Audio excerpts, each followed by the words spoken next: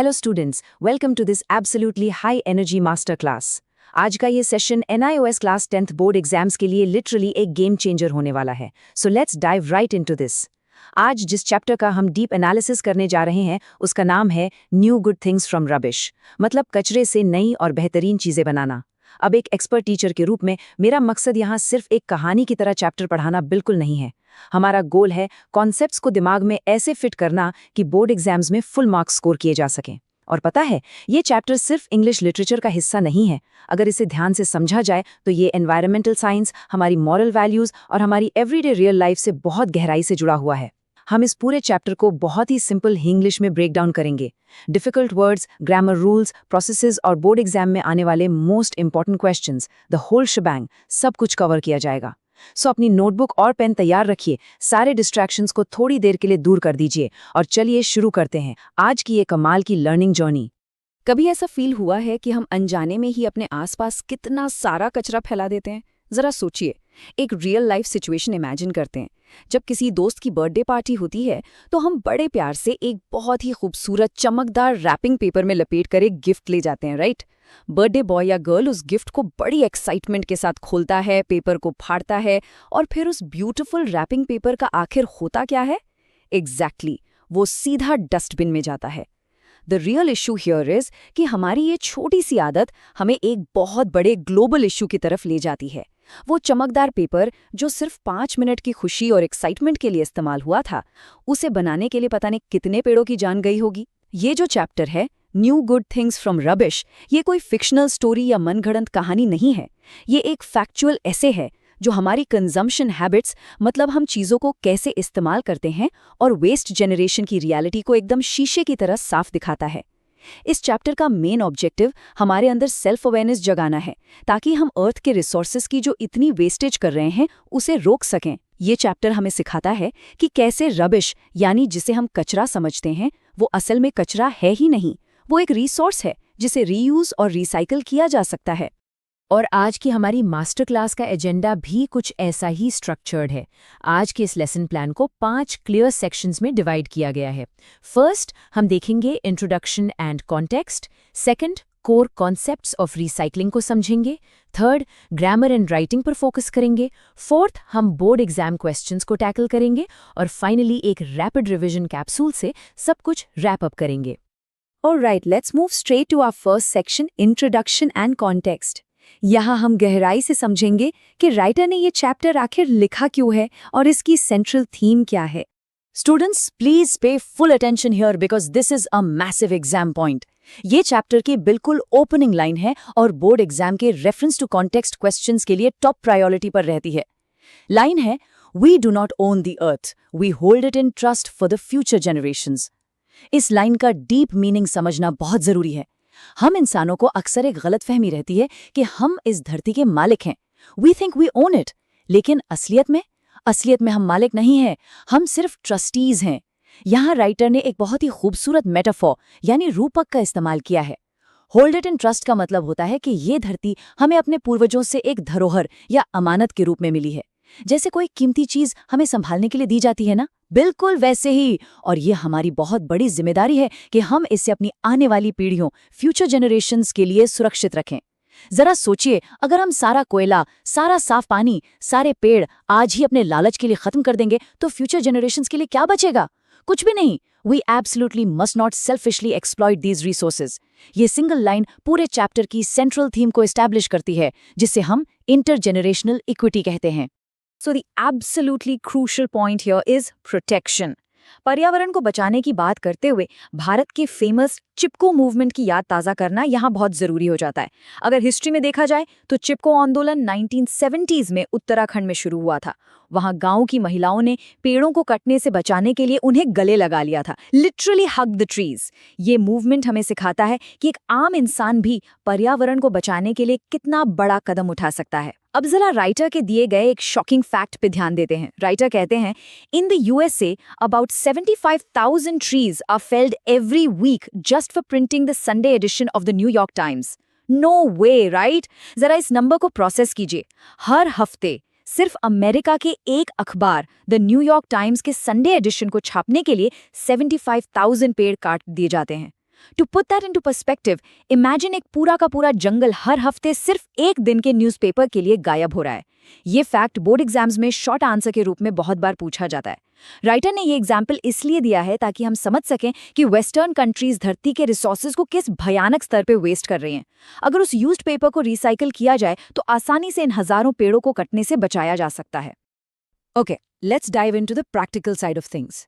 Welcome to section 2, core concepts. इस section में हम major materials plastic, metal, glass और पेपर की रिसाइकलिंग प्रोसेस का डीप एनालिसिस करेंगे। अगर हम कभी किसी कचरे के ढेर को ध्यान से देखें तो उसमें हमें क्या दिखता है? अक्सर पुराने जूते, टूटी छतरी, कैन्स, एम्प्टी बॉटल्स और बहुत सारा कागज। यहाँ दो बहुत ही इंपॉर्टेंट कॉन्सेप्ट्स के बीच का डिफरेंस समझना बहुत ज़रूरी है। वो दो कॉन्सेप्ट्स हैं रीयूज़ करना और रिसाइकिल करना। अक्सर लोग सोचते हैं कि ये दोनों एक ही बात है, लेकिन ऐसा नहीं है। रीयूज़ का मतलब है किसी चीज़ को बिना उसका रूप यानी फॉर्म बदले बार बार इस्तेमाल करना। इसका सबसे बड़ा एग्जाम्पल है हमारे घरों में पानी की खाली प्लास्टिक बॉटल को धोकर फिर से फ्रिज में पानी भरने के लिए इस्तेमाल करना, या फिर जैम की खाली बॉटल में मसाले रख लेना, या फिर पुराने कपड़ों को घर की सफाई के लिए पोछा बना लेना। इसमें चीज़ का रूप नहीं बदला, बस उसका इस्तेमाल बदल गया। दूसरी तरफ रिसाइकिल का मतलब है वेस्ट मटेरियल को पूरी तरह प्रोसेस करके एक बिल्कुल नई और यूजफुल चीज में बदल देना, जैसे पुराने टूटे हुए कांच को भट्टी में पिघलाकर एक नया कांच का बर्तन बनाना। राइटर हमें बताते हैं कि दुनिया का ज्यादातर कचरा रीयूज या रिसाइकिल किया जा सकता है, लेकिन बड़ा सवाल ये है, क्या सारे कचरे को रिसाइकिल करना एक जितना ही आसान और प्रॉफिटेबल है? चलिए आगे देखते हैं। And this brilliantly illustrates the real challenge, plastic recycling versus metal recycling. Board exam में अक्सर प्लास्टिक और मेटल की रिसाइकलिंग का डायरेक्ट कंपैरिजन पूछा जाता है। Let's talk about plastic first. Writer clearly कहते हैं plastic is one of the most difficult substances to recycle because it comes in so many varieties. मतलब प्लास्टिक रिसाइकल करना आसान है, एक्चुअली स्क्रैच दैट, ये सबसे मुश्किल है। क्यों? क्योंकि ये बहुत सारी अलग अलग वैरायटीज में आता है। उदाहरण के लिए एक सिंपल सी दिखने वाली प्लास्टिक बॉटल असल में 6 अलग अलग तरह की प्लास्टिक लेयर्स से बनी हो सकती है। अब उन लेयर्स को अलग करना प्रैक्टिकली इम्पॉसिबल हो जाता है। इसलिए एक पुरानी प्लास्टिक बॉटल को पिघलाकर वापस वैसी ही नई बॉटल बनाना बहुत मुश्किल है। तो फिर प्लास्टिक का होता क्या है? प्लास्टिक स्क्रैप यानी कबाड़ को हमेशा एक लोअर क्वालिटी प्रोडक्ट में ही बदला जाता है। इस प्रोसेस को डाउनसाइक्लिंग कहते हैं। पुरानी प्लास्टिक को छोटे छोटे टुकड़ों में काटकर सीट कुशन्स में भरा जाता है, या फिर प्लास्टिक टिम्बर बनाकर ड्यूरेबल फेंसिंग यानी बाड़ बनाई जाती है। Now let's look at metals. Metals are completely different. Writer ने एक बहुत ही इंटरेस्टिंग बात कही है, any car on the road today will consist in part of earlier cars that have been scrapped and recycled into new steel and other metals. कितनी दिलचस्प बात है। आज सड़क पर चलने वाली हर नई गाड़ी में कहीं ना कहीं पुरानी स्क्रैप्ड गाड़ियों का स्टील और मेटल मौजूद है। मेटल जितना वैल्यूएबल होगा, जैसे गोल्ड और सिल्वर, उसे रिसाइकल करना उतना ही ज्यादा प्रॉफिटेबल होता है। यहाँ एल्यूमिनियम का एग्जाम्पल बोर्ड एग्जाम्स के लिए बहुत इंपॉर्टेंट है। एल्यूमिनियम बनता है एक ओर से, जिसे बॉक्साइट कहते हैं। बॉक्साइट से एल्यूमिनियम को एक्सट्रैक्ट करने में यानी निकालने में बहुत भारी मात्रा में इलेक्ट्रिसिटी खर्च होती है, लेकिन अगर हम उसी एल्यूमिनियम को रिसाइकल करते हैं तो इलेक्ट्रिसिटी की बहुत बड़ी बचत होती है। That's a huge win for the environment. Let's move to glass and see how this builds a understanding. Glass भी एक बेहतरीन मटेरियल है जिसे आसानी से रिकवर किया जा सकता है। राइटर के अनुसार ग्लास को बचाने का सबसे सेंसिबल और समझदारी वाला तरीका है ग्लास बॉटल्स को बार बार रीयूज करना। जिन देशों में दूध ग्लास बॉटल्स में आता है, वहाँ एक एवरेज बॉटल डेयरी से घर तक कम से कम 30 चक्कर लगाती है बिना रिसाइकल हुए, सिर्फ धोकर रीयूज होती है। लेकिन टूटे हुए ग्लास का क्या? यहाँ एक बहुत इंपॉर्टेंट वोकैबुलरी वर्ड आता है, कलट। टूटे हुए कांच के टुकड़ों को इंग्लिश में कलट कहते हैं। इसे नोट कर लीजिए, एग्जाम्स के लिए जरूरी है। वेस्टर्न कंट्रीज में जगह जगह बॉटल बैंक्स होते हैं जहां लोग अपनी पुरानी बॉटल्स डालते हैं। अब जरा रिकवरी रेट्स को कंपेयर करते हैं। स्विस और डच लोग अपने इस्तेमाल किए गए कांच का 50% रिकवर कर लेते हैं, जो बहुत इंप्रेसिव है, जबकि ब्रिटेन में ये रिकवरी रेट सिर्फ 12% है। और हमारे भारत में यहाँ तो बॉटल्स कबाड़ी वाले को बेच दी जाती हैं, जो फिर इंडस्ट्रीज में वापस जाकर रीयूज हो जाती हैं। ग्लास रिसाइकलिंग में एक बहुत ही इंपॉर्टेंट टेक्निकल पॉइंट है, ग्लास को हमेशा उसके रंग, कलर के हिसाब से अलग करना चाहिए। ऐसा क्यों? क्योंकि अगर अलग अलग रंगों के कलट यानी कांच के टुकड़ों को एक साथ भट्टी में पिघलाया जाए तो उससे सिर्फ एक ही रंग का कांच बनेगा, और वो है हरा, ग्रीन कांच। इसलिए ट्रांसपेरेंट, ब्राउन और ग्रीन ग्लास को अलग अलग रीमेल्ट करके नए ऑब्जेक्ट्स बनाए जाते हैं। Now, what's really interesting here is the sheer volume of waste. Chapter में एक बहुत ही इंपॉर्टेंट लाइन है, half the world's waste consists of paper. दुनिया का आधा कचरा, जी हाँ, 50% वेस्ट सिर्फ कागज है। कई देश तो ऐसे हैं जो अपनी पेपर मिल्स के लिए नया पल्प, लुगदी बनाने के बजाय दूसरे देशों से वेस्ट पेपर इंपोर्ट करते हैं। जापान जैसा टेक्नोलॉजी एडवांस देश अपना आधा पेपर सिर्फ वेस्ट रिसाइकलिंग से बनाता है। यहाँ लाइटर एक बहुत ही गहरा कल्चरल ऑब्जर्वेशन करते हैं जो बोर्ड एग्जाम्स के लॉन्ग आंसर्स के लिए बहुत क्रिटिकल है। हिस्टोरिकली भारत में कचरा नहीं फैलाया जाता। हमारी संस्कृति में हर चीज को रीयूज करने की आदत है। एक पुरानी बाल्टी से लेकर पुराने कपड़ों तक का इस्तेमाल होता है। जैसे एक पुरानी टी शर्ट पहले पहनने के काम आती है, फिर होली खेलने के, और आखिर में घर का पोछा बन जाती है। लेकिन राइटर यहाँ एक वार्निंग भी देते हैं। However, as we enter the 21st century, we are beginning to imitate some of the wasteful habits of the Western countries. Imitate करने का मतलब है नकल करना। आज अपनी कन्वीनियंस और आराम के चक्कर में हम वेस्टर्न कंट्रीज की तरह डिस्पोजेबल पेपर आइटम्स जैसे पेपर कप्स, प्लेट्स का अंधाधुंध इस्तेमाल कर रहे हैं। राइटर हमें चेता रहे हैं कि हमें अपनी इस वेस्टफुल हैबिट पर तुरंत रोक लगानी होगी। और इसी वेस्ट को रोकने के लिए ये सिंबल बहुत काम आता है। ये रीसाइक्लिंग का यूनिवर्सल सिंबल है जिसे अक्सर कई प्रोडक्ट्स की पैकेजिंग पर देखा जा सकता है। इसमें 3 एरोज होते हैं जो एक सर्कल बनाते हुए क्लॉकवाइज डायरेक्शन में घूम रहे हैं। ये मूवमेंट इस बात को दर्शाती है कि जिस मटेरियल से ये प्रोडक्ट बना है वो एक कंटिन्यूअस साइकिल में है, उसे बार बार इस्तेमाल किया जा सकता है।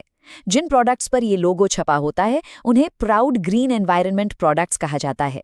ये सिंबल इस बात की गारंटी देता है कि प्रोडक्ट का फॉर्म भले ही बदल जाए लेकिन उसे ओवर एंड ओवर यूज किया जा सकता है। तो अगली बार जब भी कोई प्रोडक्ट खरीदा जाए तो इस सिंबल को ढूंढना एक सेंसिटिव और स्मार्ट कंज्यूमर की निशानी है। Let's shift gears now. Welcome to section 3 grammar and writing. Board exams में मैक्सिमम मार्क्स स्कोर करने के लिए सिर्फ चैप्टर की स्टोरी पता होना काफी नहीं है, ग्रामर और राइटिंग स्किल्स भी एकदम शार्प होनी चाहिए। ग्रामर में आज का हमारा क्रूशियल पॉइंट है लिंकिंग वर्ड्स, या जिन्हें हम कंजंक्शंस कहते हैं। कंजंक्शंस वो शब्द होते हैं जो 2 वर्ड्स, फ्रेजेस या सेंटेंसेस को आपस में जोड़ते हैं। इस चैप्टर के कॉन्टेक्स्ट में इन्हें 2 मेन कैटेगरीज में बांटा गया है। कैटेगरी 1 है कोऑर्डिनेटिंग कंजंक्शंस। ये वो कंजंक्शंस हैं जो समान रैंक वाले, इक्वल वेटेज वाले वर्ड्स या इंडिपेंडेंट क्लॉजेस को जोड़ते हैं। एग्जाम्पल्स हैं and, but, yet, but still, even. जैसे शी sang and danced, या फिर the teacher was angry yet he did not punish the student. यहाँ येट का इस्तेमाल 2 कॉन्ट्रास्टिंग आइडियाज को खूबसूरती से जोड़ने के लिए हुआ है। कैटेगरी 2 है सबऑर्डिनेटिंग कंजंक्शंस। ये वो वर्ड्स हैं जो अनइक्वल रैंक के क्लॉजेस को जोड़ते हैं, जहाँ एक सेंटेंस दूसरे पर डिपेंड करता है। एग्जाम्पल्स हैं दो, because, since, if, when. Chapter से एक एग्जाम्पल लेते हैं। Plastic is difficult to recycle because it comes in many varieties. यहाँ एक एग्जाम पॉइंट ध्यान रखने वाला है। अगर सबऑर्डिनेटिंग कंजंक्शन सेंटेंस की शुरुआत में आता है, जैसे because it comes in many varieties, plastic is difficult to recycle, तो बीच में कॉमा लगाना बहुत जरूरी है। And this brilliantly illustrates our next writing skill, describing a process. Board exam में अक्सर 4 से 5 मार्क्स का एक क्वेश्चन आता है जहाँ कोई प्रोसेस डिस्क्राइब करनी होती है। प्रोसेस राइटिंग का सबसे बड़ा रूल क्या है? रूल है हमेशा पैसिव वॉइस का इस्तेमाल करें। लेकिन क्यों पैसिव वॉइस? क्योंकि किसी भी प्रोसेस में काम क्या हो रहा है ये ज्यादा इंपॉर्टेंट होता है बजाय इसके कि काम कौन कर रहा है। चैप्टर में वेस्ट पेपर को रिसाइकल करने की प्रोसेस दी गई है। इससे पैसिव वॉइस और सीक्वेंस मार्कर्स का यूज करके एग्जाम में ऐसे लिखा जाएगा। First, the waste is pulped. सबसे पहले वेस्ट पेपर को पानी में मिलाकर लुगदी में बदला जाता है। Next, it is cleaned. फिर उसे अच्छी तरह साफ किया जाता है। After that, it is bleached. Bleach करने का मतलब है केमिकल्स का इस्तेमाल करके उसकी स्याही और गंदगी को निकालना ताकि वो सफेद हो जाए। Finally, it is turned into new paper. Notice करिए, is pulped, is cleaned, is bleached, ये सब पैसिव वॉइस का स्ट्रक्चर है। एग्जाम में चाहे चाय बनाने की प्रोसेस आए या खाद बनाने की प्रोसेस, स्ट्रक्चर यही रहेगा। Just remember, object plus is और are plus verbs third form. Let's move to our most awaited section, section 4, board exam questions. यहाँ हम चैप्टर की सबसे इंपॉर्टेंट वोकैबुलरी और बोर्ड स्टाइल क्वेश्चंस डिस्कस करेंगे। एग्जाम में एक इम्प्रेसिव आंसर लिखने के लिए वोकैब्युलरी स्ट्रांग होनी बहुत जरूरी है। यहाँ चैप्टर के टॉप 5 सबसे इंपॉर्टेंट वर्ड्स दिए गए हैं। 1. फेल्ड, इसका मतलब है कट डाउन, पेड़ों को काट कर गिराना।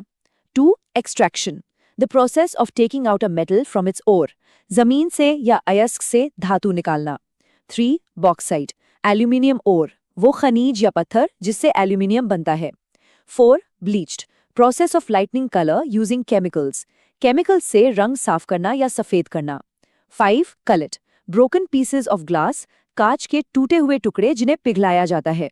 इनके अलावा कुछ और इंपॉर्टेंट वर्ड्स हैं जैसे रबिश, कचरा, जनरेशंस, पीढ़ियां, डिक्लाइन, कमी आना, और इमिटेट, नकल करना। एग्जाम में आंसर्स लिखते वक्त इन शब्दों का भरपूर इस्तेमाल होना चाहिए। अब एग्जाम में आने वाले मोस्ट इंपॉर्टेंट क्वेश्चंस पर नजर डालते हैं। बोर्ड एग्जाम्स में जनरली शॉर्ट और लॉन्ग क्वेश्चंस का पैटर्न होता है। शॉर्ट क्वेश्चंस जो 2-3 मार्क्स के होते हैं में अक्सर पूछा जाता है कि why is plastic difficult to recycle. इसका परफेक्ट आंसर है प्लास्टिक की मल्टीपल लेयर्स और वैरायटीज जो इसे वापस अपने ओरिजिनल फॉर्म में आने से रोकती हैं। एक और कॉमन शॉर्ट क्वेश्चन कलेक्ट की डेफिनेशन पर आता है, which is simply broken glass pieces ready to be melted.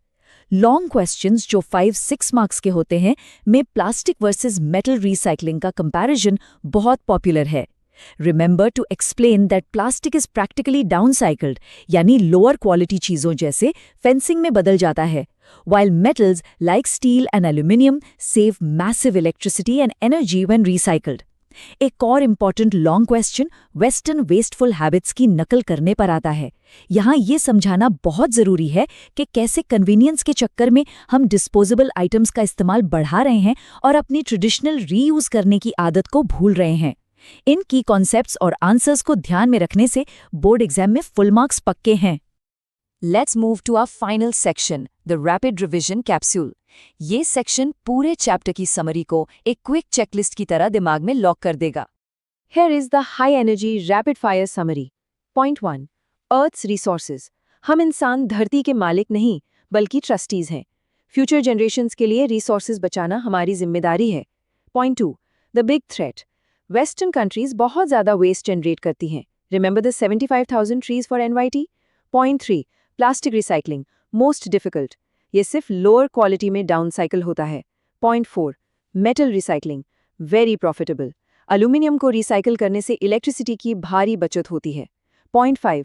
Glass recycling broken glass जिसे कलेक्ट कहते हैं उसे कलर के हिसाब से अलग करके रीमेल्ट किया जाता है। Point 6.